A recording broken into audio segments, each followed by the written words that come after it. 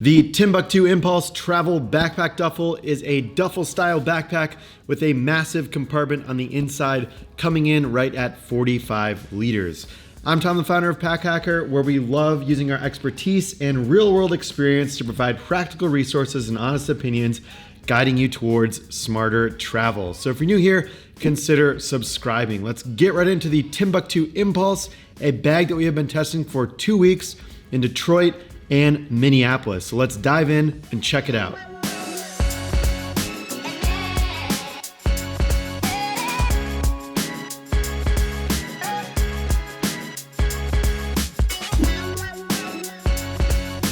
Kicking it off with the materials, the main fabric on the outside of this bag is a polyethylene vinyl acetate, and that also has a ripstop pattern here for added durability. This has the same tarpy-like feel to the Timbuk2 Wander Pack that we reviewed previously. The fabric does seem a little bit more robust than the predecessor, which scratched and showed aesthetic blemishes quite easily. At the time of this review, the Impulse is available in one color, just black, and we are totally cool with that. From a logo perspective, we have a tasteful black on black Timbuk2 word mark here with San Francisco right below it as well. And then on the shoulder straps, we have the Timbuk2 mark going on here, which is sort of like similar to a bike wheel, or that's kind of what this little mark is supposed to indicate. Now you will notice that you can't see Indonesia anywhere on the outside of this bag. We just have San Francisco where it's designed, but this bag is made in Indonesia. Generally, we think this bag looks pretty slick, especially at the 45-liter capacity. Some of these bigger travel bags at the larger size can start looking a little bit bulky. We still think the Impulse Travel Backpack Duffel looks good at this larger size. But looks are always in the eyes of the beholder. That's why we polled our Instagram audience over at Pack Hacker to see what they thought of the look of this bag. Feel free to follow us over there at Pack Hacker if you want to be involved in future polls. Wrapping up the rest of the materials on this bag, we have durable Japanese YKK zippers used throughout the pack. We have Duraflex buckles and hardware on places like the sternum strap buckles and compression buckle inside of the bag. And lastly, the polyethylene foam is used on the back padding and these straps as well. The harness system is so-so overall. Kicking it off with the shoulder straps, this uses a thin polyethylene foam, and we think that it could be a little bit thicker or more dense to provide added comfort. It is decently comfortable to carry at a heavier weight. We think there is room for improvement though. Moving down the straps, we have an elastic band at the front of the straps here that can be used to attach a carabiner or some additional accessories. And then we have this PALS-like webbing below that that's gonna be used to attach the sternum strap or just anything else that you need to keep handy. The sternum strap does do a great job at helping distribute additional weight as you're carrying the pack around. However, we have some gripes with the way that it's attached. Usually we prefer something with a little bit more of a permanent attachment because it is too easy for this to slip in and out of that PALS-like webbing.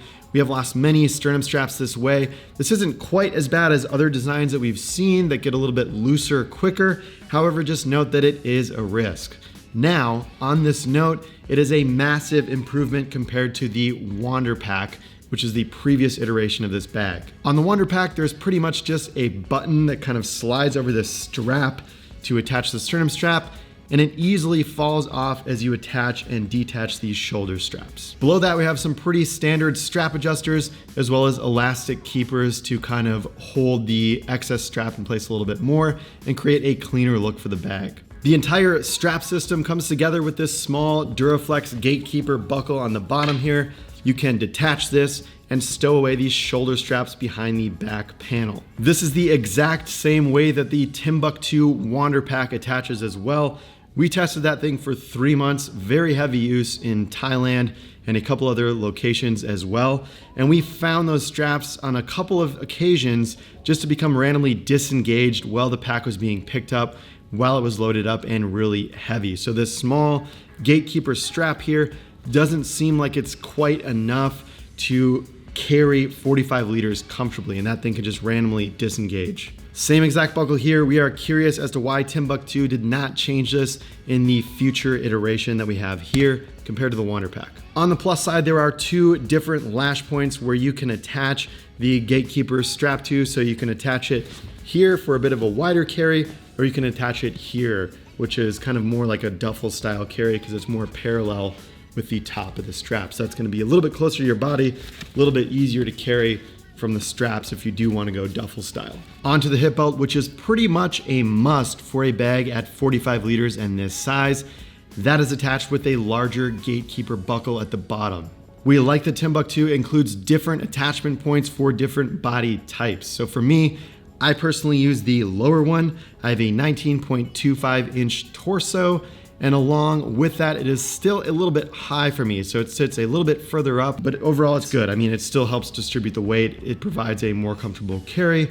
So all that stuff is great. And it is much better to have the option for a hip belt than to not, even if it is positioned a little bit higher than we'd like. The size of the hip belt makes a lot of sense for urban travel. I know on some travel bags, the hip belt gets just really massive, and it's not really great when you're in places with tighter quarters, like say a public bus, where you're getting onto an airplane, kind of whacking everybody with the hip belt. And the detachment is nice, so you can just take that off when you're boarding the plane or something like that if you don't want it in the way. The wearer's right features a shallow mesh pocket for things that maybe you wouldn't mind losing, like napkins or tissues or something like that. And the left-hand side offers a zippered compartment on that hip belt, which is good for items that are not too large and are flexible. You don't really want to shove your phone or a bunch of credit cards in there, as it'll kind of affect the way that the hip belt wears. But it's nice to have a little quick access pocket right near your hip where you need it. Wrapping up the harness system, the back features some nicely padded mesh. You have a semi-stiff frame sheet. It is a little bit flimsy. I guess you don't need anything too crazy. We like that they have included it because some duffel style travel backpacks do not have this. And then you can also just hide the straps behind here as well if you want to stow those away. The rest of the bag is pretty simple and utilitarian. On the top side here, we have a densely padded foam grab handle. Now these grab handles are more dense than the shoulder straps that we have going on here. Kind of wondering why the denser material here maybe wasn't used for the shoulder straps. I think possibly it could have been improved. Not a backpack designer, but just pointing out things that we've learned from reviewing a ton of different bags. And then we have that same handle on the wearer's right-hand side here as well.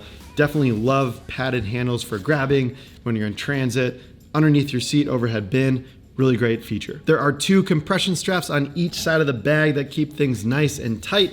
One thing I like about these is that they do not obstruct the opening of this main zipper. So these compression straps do not go over the zipper, they don't obstruct, so you can still access while they're tightened down. And lastly, on the front of the bag, we have two rows of MOLLE-like webbing here, two regular size on the left and right, and then one larger one in the front. This can be used for just attaching a carabiner clip or any additional accessories that you want to add to your bag.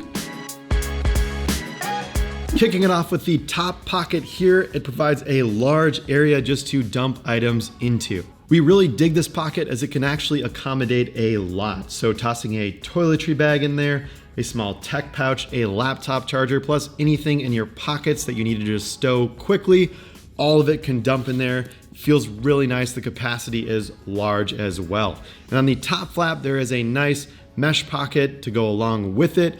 We wish that there were some dividers in there or things of that nature to make it a little bit more usable.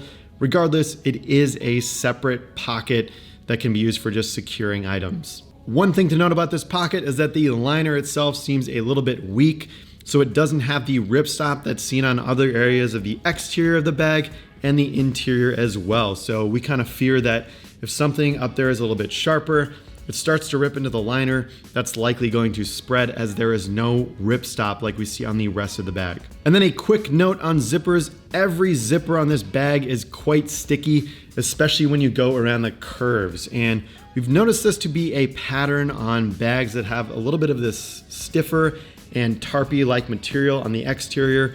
You pair that with a curve, and everything is just quite sticky overall. Moving on to the bottom of the pack, we pretty much have a similar sized zip pocket to the top of the bag.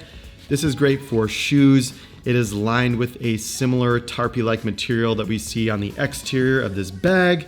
And overall, it just does a great job at holding shoes or dirty clothes or just things that you want to keep separate from the rest of your bag. There is some welted fabric here as well that can help protect the zipper, especially as you set the bag down. The water bottle pocket on this bag is simple, slick, and hidden on the side here. So we just unzip that, open that up, and you can stuff a water bottle right here on the inside. You can conceal it by zipping this back up, or you can let the water bottle kind of hang out a little bit, depending on how many things that you have inside, how many items inside are kind of pushing that out as well. And then at the top here, you've got a metal key clip here attached to a very fluorescent yellow ribbon. We like that the keychain here is metal. It's a little bit better than other packs that just go with plastic. Something to note in this pocket is that the liner is ripstop. We're curious to see why they didn't use that same durable liner on the top pocket. Directly behind that, we have a large cavernous laptop compartment that can hold laptops up to 17 inches. This laptop has a false bottom, which is good for protecting your laptop from unexpected drops. And there's a nice zipper garage up here that is going to help with additional weather resistance. And you can kind of park that zipper right in there and create a better seal. Now, I've never noticed this until I had a middle seat on the airplane, but a side laptop compartment can make it a little bit harder to take out when it's below your seat if you have a neighbor next to you. This isn't really a problem if you don't mind just like politely telling your neighbor to move their legs, but if they're asleep or something like that, it can be harder to get your laptop out. Now compare this to Timbuk2's Wonder Pack. The laptop is accessible from the top, so you can quickly slide this bag out from under your seat, open the top, and pull it out with the Wonder Pack. On the Impulse Travel Duffel, it is a little bit harder to access your laptop. Lastly, opening up the main compartment here. Again, those zippers are a little bit sticky, pretty much opens to a large and cavernous space. There's a compression strap in the bottom of the bag, which we recommend using with packing cubes, but you can use with ordinary clothing as well. And then on the top, we have 3 mesh divider pockets, good for socks, underwear, flatter items. A nice additional organizational feature inside of the main compartment. At the time of this review, we have been testing the Impulse Travel Backpack Duffel for about 2 weeks in Detroit and Minneapolis. So far, it's been a pretty good travel companion and has picked up minimal dirt and dust. The material on the outside is really easy to wash and clean. The large top drop pocket has been great on the road. Simply open it up, dump whatever you want to in there, and it's good to go, stored, and easy to access again when you need it. Speaking of access, it can be a little bit slow with the stickier zippers, especially if you're trying to quickly get your wallet out to pay for coffee, or you are quickly setting up for a meeting, getting all your tech accessories out or things like that. Definitely notice a little bit of slowness and occasionally ran into sticky points where I wish the zippers were improved. So to wrap this thing up with some pros and cons, overall there is a great usable top pocket on this bag. The exterior material is easy to clean and robust. The mesh pockets on the top interior flap provide some really nice organization options. Onto some of the cons, these straps can detach unexpectedly. The harness system could be improved for better comfort. And lastly, with those sticky zippers across the pack, especially around the curved areas, the access isn't quite as quick as we'd like it to be. We can't help but feel that the Impulse Travel Backpack Duffel is another release from Timbuk2 that goes halfway. Sure, there are some good things going on, but it could be so much better. Timbuk2 is a veteran company in the carry industry, and it feels like this release misses the critical design thinking and quality we expect from a brand of this stature. So there you have it, our review of the Timbuk2 Impulse Travel Backpack Duffel. We would love to hear what you think of this thing in the comments below, so be sure to chat with us there. Thanks for keeping it here at Pack Hacker, your guide to smarter travel. We'll see you in the next video.